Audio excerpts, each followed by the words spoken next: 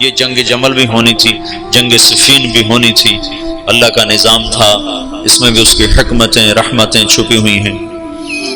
جنگ جمل کی نوبت آ گئی، جب بیعت ہونے لگی تو سب سے پہلے بیعت کی حضرت طلحہ نے۔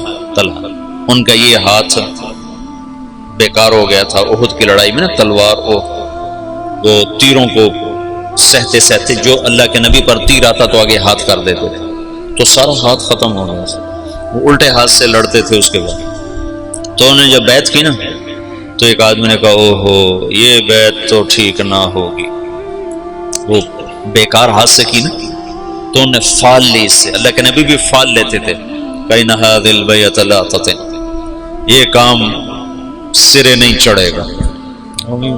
4 سال دکھ سہتے سہتے آخر شہید ہو، اتنے دکھی ہو گئے تھے آخری دنوں میں حضرت علی کہ اپنی یوں داڑھی پکڑ کے کہتے تو کب رنگین ہو، تو کب رنگین ہو، کیونکہ اللہ کے نبی نے کہا تھا علی تو اس وقت تک نہیں مر سکتا جب تک تیری داڑھی تیرے خون سے رنگین نہ ہو جائے، تیرے سر کے خون سے رنگین نہ ہو جائے۔ اور صالح علیہ السلام کی اونٹنی کا قاتل اشقا تھا، میری امت کا اشقا وہ ہوگا جو تجھے قتل کرے گا۔ تو پھر ایسے داڑھی کو پکڑ کر کہتے تو کب رنگین ہو، پھر کہتے وہ اشقا کدھر ہے، وہ اشقا کدھر ہے، وہ آتا کیوں نہیں، وہ کدھر ہے۔ اتنے دکھی ہو گئے تھے، بے وفائی، لوگوں کی جفا۔ حضرت معاویہ رضی اللہ عنہ کو شام کا ٹکڑا ملا جو بڑے سلیقے والے، بڑے طریقے والے، بڑے وفادار، اور حضرت علی رضی اللہ عنہ کو کا امتحان بڑا تھا، بڑوں کے امتحان بھی بڑے، ان کو عراق ملا جہاں کے لوگ منافقانہ عادات اور ہر جتنے بھی عیب، اس لیے تو حجاج اللہ نے ان پہ مسلط کیا، عراق والوں پہ بھرے ہوئے، بے وفائیوں سے بھرے ہوئے۔ تو اس کا آخری نتیجہ حضرت علی کی شہادت پہ نکل، جنگ جمل ہوئی جس میں حضرت طلحہ جیسے، حضرت زبیر جیسے شہید کر دیے۔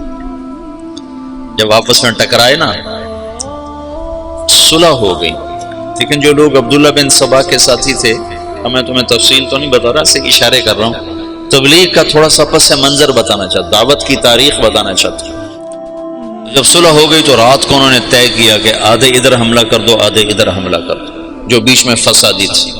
تو تہجد کے وقت آدھے لوگوں نے حضرت علی پہ حملہ کر دیا، آدھوں نے حضرت زبیر، حضرت عائشہ کے لشکر پہ حملہ کر دیا، اور دونوں طرف شور مچا دیا۔ علی نے حملہ کر دیا، انہوں نے کہا زبیر نے حملہ کر دیا۔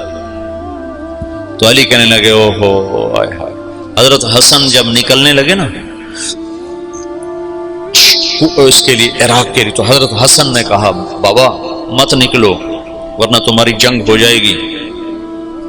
کہا میرے ہوتے ہوئے کیسے ہوگی؟ کہا ہو جائے گی دیکھ لینا، نہ جا، مدینہ نہ چھوڑ، مدینہ نہ چھوڑ۔ تقدیر غالب آئی۔ جب جنگ ہو گئی تو پھر حضرت حسن سے کہا بیٹا کاش میں تیری بات مان لیتا، اور ہے کاش میں آج سے 20 سال پہلے مر گیا ہوتا اور یہ دن میں نہ دیکھتا۔ چھوڑ گئی جنگ۔ پھر جب تلواریں چنگاریاں برسانے لگیں تو حضرت علی نے زور سے آواز لگائی این زبیر بن العوام۔ زبیر نے کہا میں ہوں، کہ میرے سامنے آ۔ اللہ اکبر، 10 مبشرہ آمنے سامنے۔ تو کہا تمہیں وہ دن یاد ہے جب تو اور میں مسجد میں اکٹھے آئے تھے، ہاتھوں میں ہاتھ دیے پکڑے ہوئے تھے، لیے ہوئے تھے، اور اللہ کے نبی نے تم سے پوچھا تھا تمہیں علی سے محبت ہے؟ تو تم نے کہا تھا ہے۔ تو اللہ کے نبی نے کہا تھا ایک دن آئے گا تو اس کے خلاف تلوار اٹھائے گا اور تو اس وقت حق پہ نہیں ہوگا۔ کہا یاد ہے؟ ہاں یاد آ گیا۔ کہا تو میرے خلاف تلوار اٹھاتا؟ ان تلوار ایسے ڈالی، گھوڑے کو واپس موڑ۔ تو عبداللہ بن زبیر وہ روح رواں تھے لشکر عائشہ کی، کدھر جاتے ہو؟ کہاں جا رہے ہو؟ کہا وہ علی نے مجھے ایک بات یاد دلا دیا، میں واپس جا رہا ہوں، میں نہیں لڑوں گا۔ کہا ہمیں جنگ میں جھونک کے خود واپس جا رہے ہو؟ کہا میرے سامنے حق آ چکا ہے، اب میں ہاتھ نہیں اٹھا سکتا۔ کہا پھر ہم تو نہیں پیچھے ہٹ سکتے، اب تو فیصلہ ہو کر ہی پیچھے ہٹیں۔ طلحہ رضی اللہ تعالیٰ عنہ کو بھی حضرت زبیر نے کہا، زبیر طلحہ یہ بات یاد کر، اللہ کے نبی نے مجھے کہا تھا۔ انہوں نے بھی گھوڑے کو واپس موڑ لیا، لیکن ان کو تو ایک تیر لگا اور اس میں وہ گر کے شہید ہو گئے، اور زبیر رضی اللہ تعالیٰ عنہ وہاں سے نکل گئے۔ آگے ایک جگہ سوئے ہوئے تھے تو ابن جرموز نے سوتے سوتے ان کو قتل کر کے ان کا سر کاٹ کے حضرت علی کو آ کر پیش کیا، تو حضرت علی نے فرمایا زبیر کے قاتل کو جہنم کی بشارت ہو۔ اللہ کے نبی نے کہا تھا جو زبیر کو قتل کرے گا وہ جہنم کا ایندھن ہے، تو آپ نے کہا زبیر کے قاتل کو جہنم کی بشارت ہو، تو اللہ نے یوں سچ کیا کہ میں تیری خاطر تیرے سب سے بڑے دشمن کو قتل کر کے آیا اور تو مجھے دوزخ کی بشارتیں سناتا ہے، اور تلوار لے کر اپنے گلے پر پھیر دی، خودکشی کر کے مر گیا۔ جہنم سچ ہوگا۔ حضرت طلحہ کی لاش پہ گزرے حضرت علی تو ان کا ہاتھ پکڑ کے نہ یہ چوما اور رونے لگے کہ یہ وہ ہاتھ ہے جس نے اللہ کے نبی کے لیے احد میں ڈھال کا کام دیا تھا اور تیروں کو سہتے سہتے شل ہو گیا تھا۔ اور عبداللہ بنو زبہ نے حضرت عائشہ کے اونٹ کو گھیرے میں لیا ہوا تھا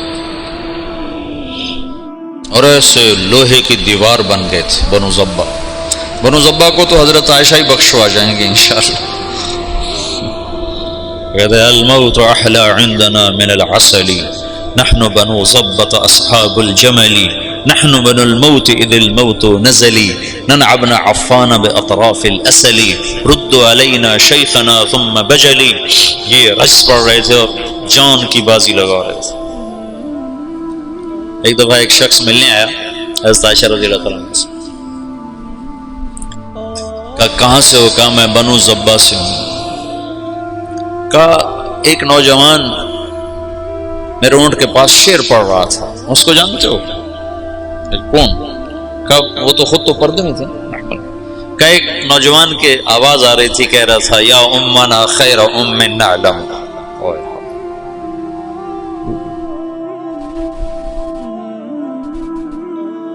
یا امنا خیر ام نعلم اما ترین کم شباب یکلم وتفتلی حامته والمعصم۔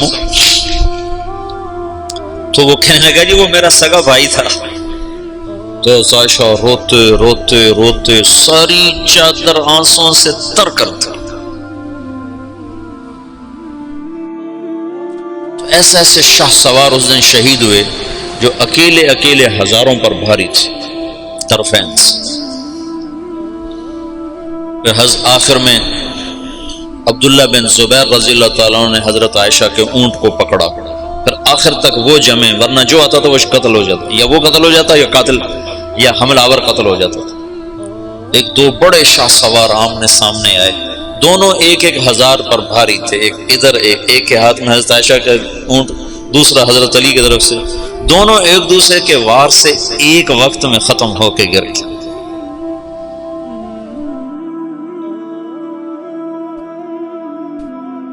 اوئے ہوئے ہوئے۔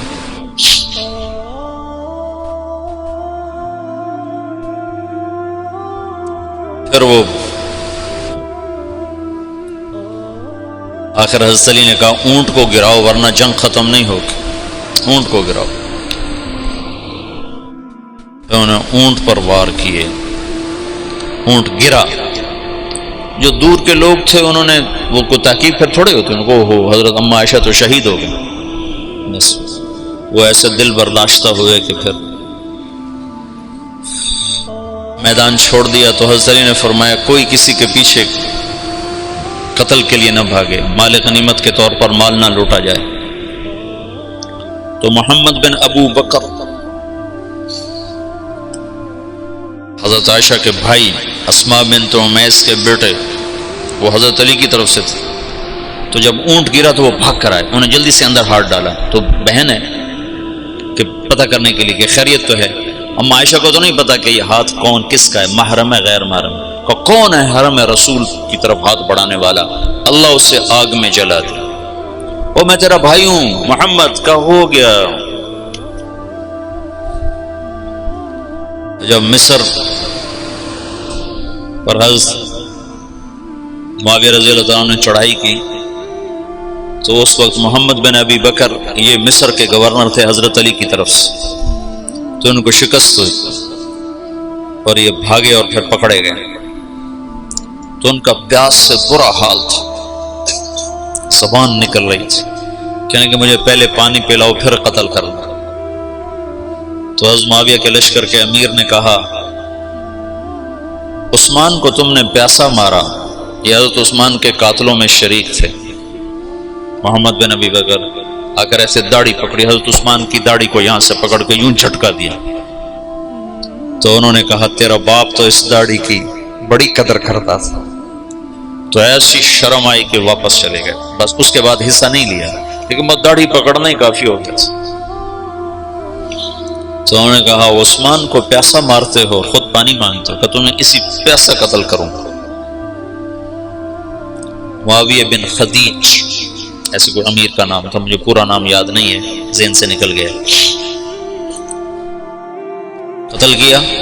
پھر ایک گدھے کی کھال میں اس کی لاش کو لپیٹ کر اسے آگ لگا دی اور وہ جل گئے۔ حضرت عائشہ کا فرمان سچا ہوا، اللہ اسے آگ میں جلا دیا۔ تو ایک دفعہ جو دعوت کو جھٹکا لگا ہے، یہ اللہ کا نظام تھا، اختلاف ہونا تھا۔ حضرت علی کی شہادت پر ایک دور ختم ہوتا ہے، حضرت حسن رضی اللہ عنہ خلیفہ بنتے ہیں، پھر وہ 6 مہینے بعد حضرت معاویہ کے حق میں دستبردار ہو جاتے ہیں، اور پھر دوبارہ دعوت کا دور چلتا ہے، اور پھر دعوت اپنے علی قدم و ساق قائم ہوتی ہے، اور پھر وہ اسلام کی ریل پیل لہل بہر دوبارہ واپس آتی ہے جب حضرت معاویہ رضی اللہ تعالیٰ عنہ خلافت کو سنبھالتے ہیں۔ محمد رسول اللہ